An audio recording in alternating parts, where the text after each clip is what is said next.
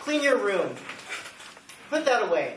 Put down the video game. Turn it off. If you're like me, you've probably heard this thousands of times over your lifetime. It started with me with the Atari 2600 with its 8-bit 1.12 megahertz processor powerhouse that it was. But I never knew that besides shirking my chores and getting my sister and my brothers in trouble for them not doing it, that it would be too much of a cause of concern that it is today. It's become so much of a concern that the BBC on its website of news.bbc.co.uk posted 26 November 2000 that nearly a third of all children are playing video games on a daily basis. 1/3. And of those 7% of them play in excess of 30 hours a week. That's about a school day, right? I'm sorry, school week, right? There you go. Dr. Phil, on his website, drphil.com, June 3rd, 2009, asked parents and older brothers and sisters, keep an eye on your younger ones and audit the amount of time that they're playing on the video games. But first, let's get down to the points here. The first point we'll discuss is the problem that's created by young children playing excess video games. The second will be the cause, why kids play all the video games that they do on a daily basis. And third, the solutions that we can take to help them stop playing video games and get outside. Yes, mom and dad want a little bit of alone time, kids. I know it's hard to see, get them to out of your mind now. But, get the kids outside. All right. The problems our children are being warned of with the excess gameplay range from not only childhood diabetes, but healthykids.org last updated April 2011 goes on to warn children of childhood obesity. Not being active, get out there and play. CNN posted on its website a review of a health.com article from July 5th, 2010 that alerts parents to the decrease in attention span among young gamers. USAtoday.com on 10 July 2010 goes a little bit farther and says that children who exceed the recommended 2 hours of video game playing are 1.6 to 2.2 times more likely to develop attention span issues.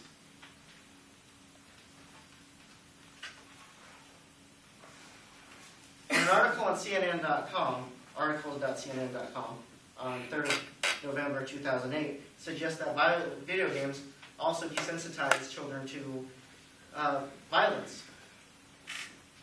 Others suggest that the violent video games also tend to lead towards antisocial behavior and less group participation. I don't know about you, but the Master Chief is not a good excuse to pass up a possible game of spin the bottle with the hottie down the street.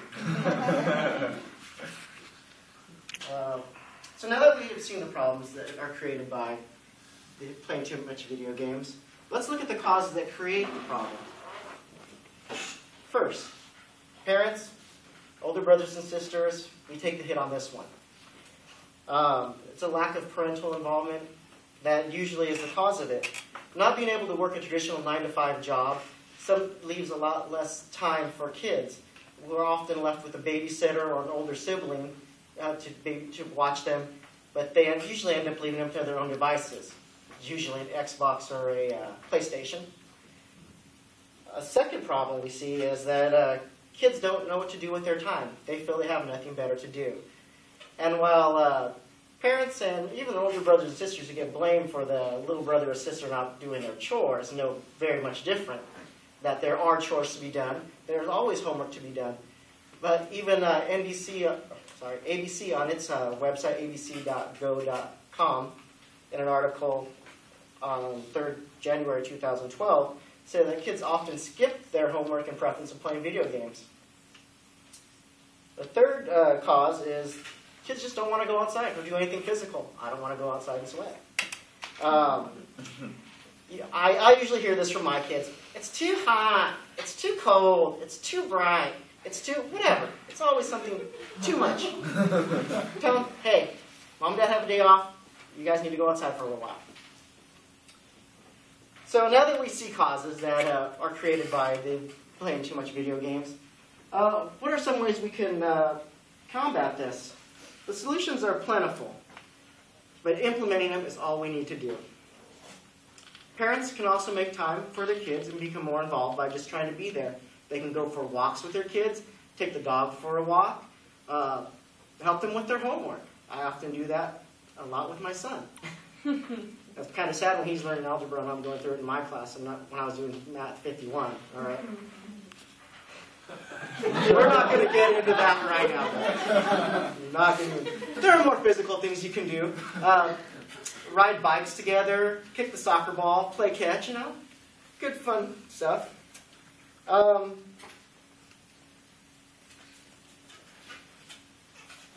A second solution to the cause that kids don't know what to do with their time, the National Wildlife Federation on its website, nwf.org, has an activity finder, and it gives all sorts of activities and crafts you can do with your kids, and that they can do, such as making small planters, building brush cover for small wildlife, camouflage. No, the wildlife that may be occupying it may be the cat or your dog. Fido or Mr. Biggers will appreciate the effort. Okay. Now the third thing we need to combat is the I don't want to go outside. On goodhousekeeping.com, last updated 2012, it gives a list of step-by-step ways to get your kids out of the house and exploring the world around them. The first step is set boundaries for your kids, where they can go and where they can't go in the neighborhood, and let them know that they cannot go in neighbors' houses without permission, especially from you. Not everybody's trustworthy in this day and age. Second solution, you can, and a good source of information is you can find on fitness.gov. It's basically trained to take the Presidential Fitness and Sports Challenge. The President's Fitness Challenge. On there's such activities as an immediate goal is to run a 10-minute mile with your family.